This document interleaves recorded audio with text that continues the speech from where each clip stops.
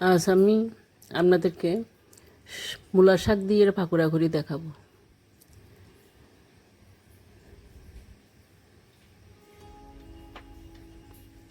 আমি মূলা শাকগুলোকে ভালো করে ধুয়ে কুচি করে কেটে নিয়েছি।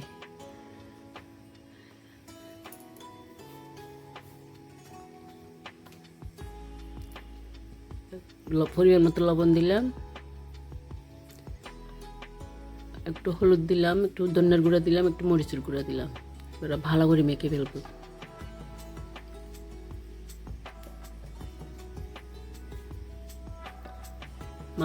মাখতে মাখতে একদম নরম হয়ে যাবে। এটা পানি দিতে হবে না, ওখান থেকে মূলা শাক থেকে পানি বের হবে, ওই পানিতে হয়ে যাবে, আর কোনো পানি দেওয়া হয় না।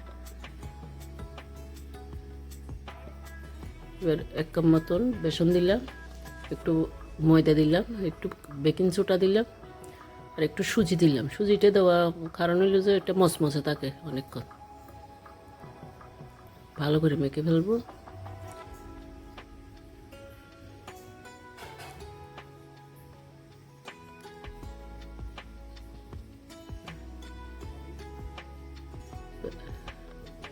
কিছু রসুন কুচি দিলাম, একটু পেঁয়াজ কুচি দিলাম। এবার এগুলো দিয়ে ভালো করে মেখে নেব।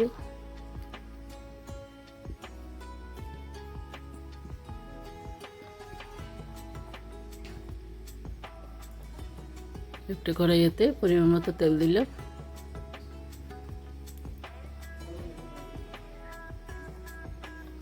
এবার একটা একটা বসাই দিচ্ছি।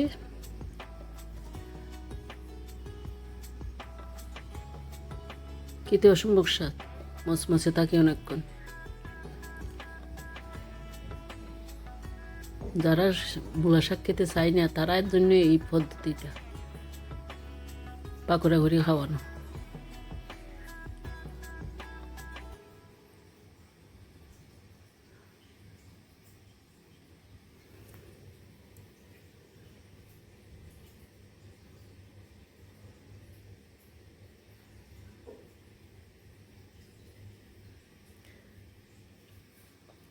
হয়ে গেল, সবগুলো পাকোড়া হয়ে গেছে আমার।